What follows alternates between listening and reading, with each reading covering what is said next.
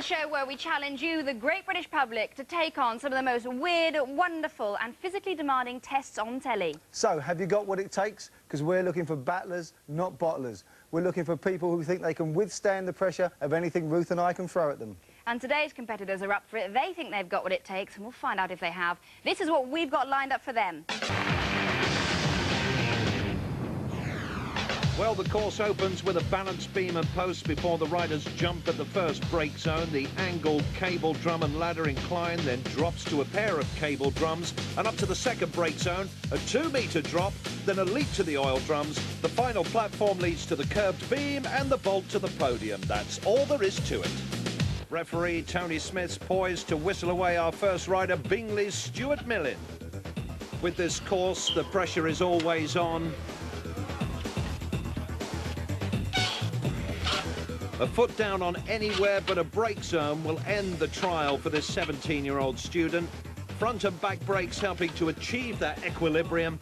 The bunny hops build for the next leap of faith. 3 posts cleared with Stuart's cautious approach. Any wheel slip now will impact on a rider's performance and his undercarriage. One more jump, but he's gone. That rear wheel slides Stuart Millin out of the contest.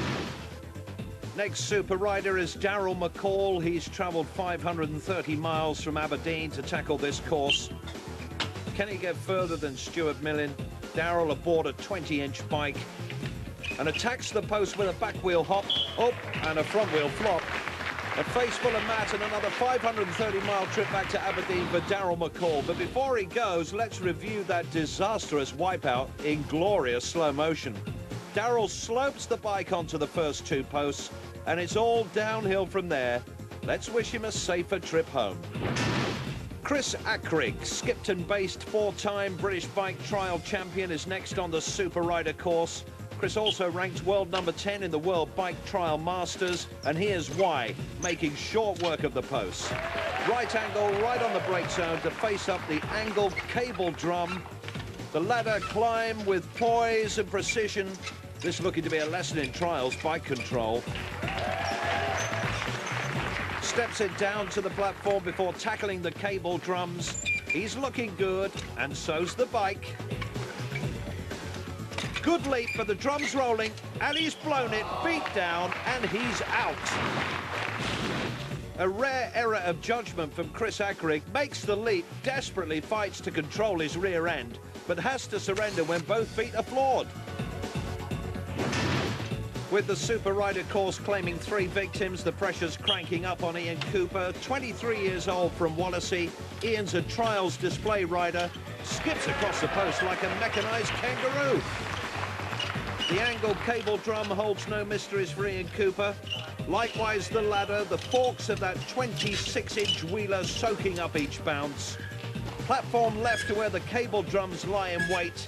This is the danger point. Good landing. Needs to beat these drums to better Chris Ackrigg. Next platform is a brake zone where he can rest up. No one's got this far on the Super Rider. Nudging the bike square for that massive leap to the brake zone. Front wheel lift and the vault to the platform. Girlfriend Colette there with Ian's dad Keith. Both know he can use his feet in the brake zone, and Ian exploits it with style. Needs his breather because next is the eye-watering 2-metre plunge. I bet Colette's relieved the drop's done with. Ian regains control before striking out on the oil drums. Superb balance and skill under pressure.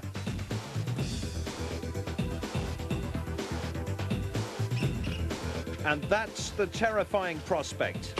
Flies the first oil drum to land on the second, rims that drum, balancing on his rock ring, and you don't hear of that too often. A consummate performance so far from Ian Cooper, but now it's a deadlift to oil drum number 3. Plants the back wheel, great strength to pull that off.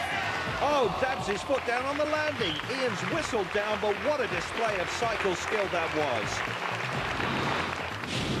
The oil drums lay in wait, but Ian using his rock ring to make that landing. The rock ring protects the chain and crank, and as part of the bike, it's legal to use. But it's the third big jump that's the problem. Ian's right foot floored to end his run. Ian, Was a lot of lactic acid build up? Yeah, big time. When I got to the drums there, I could hardly release my back brake. My arms were really pumped up. Does it take a lot of courage? Yeah, it does, yeah. But you've got to be focused totally when you come to that part of the course. That's definitely the hardest part, the drums. Anyway, Ian, good job. Well done. Thanks a lot. Ian Cooper is the first on the Super Rider leaderboard with a time of 1 minute 18 seconds. Sweat and torture, that's no way to talk about Daly. But let's talk about Barry Deeks. Poised at the starting gates of Super Rider, Barry is based in New Barn, Kent, a store manager by trade. Let's see how he manages to take stock here. Those posts 90 centimetres apart. Barry's bike sports the latest top-of-the-range, state-of-the-art high-technology disc brakes. Oh, shame they can't stop him sliding off. Taxi for Barry Deeks. From Castle Donington, here's 16-year-old Tom Ragg, aching for the off. Oh, and he's got it. No riches for the Rag, and he's run out. On the post, the wheels of Luke Stringer, a potential bike pro from an East Coast fishing town. Oh, he puts the Grim back into Grimsby. Here's 18-year-old Barry Hoskinson from Worthing. Barry shaping up for the leap to the second brake zone. Oh, nearly shatters his personal best. Hardly a shambles at all. Next to the gates, Kent-based Richard Johnson.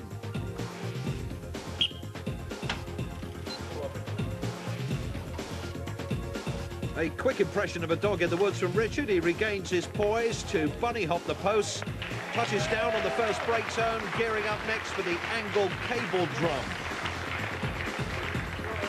Richard not snared by the drum. Next for him, it's the ladder. He's going very well. Good fast pogo technique on the ladder. 27-year-old Richard reckons he's been competing in motorcycle trials since he was 4. Eyeballing the course ahead before the drop down to the next platform. Great display of balance control.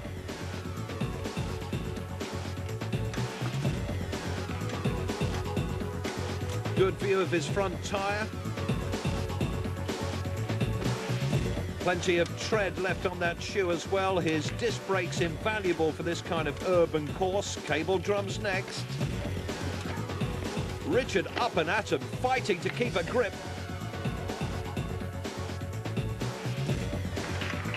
But he's cracked it in good style. One jump away from that second brake zone, but it's a mammoth task. That platform set 3 meters above the arena floor. The glare of the lights and the height of the platform make this an awesome leap. Richard sideways on for the takeoff. And he makes it. Any part of the body can touch down in the brake zone just as well, really. Giles Wolfe urging Richard on. He's 3 meters up and staring at a 2-meter drop to the next platform. Hopping the bike into position. It's hold your breath time. Great landing, a skillful display from Richard Johnson. Knows there's a highly priced under pressure medal waiting if he manages to complete the course, but first he needs to weigh up that leap to the oil drums. Slams it down on the second drum. That rock ring soaking up the impact. If he makes the third drum, Richard will beat Ian Cooper's best so far. It's the grind of metal on metal as he shapes to tackle that next mighty leap.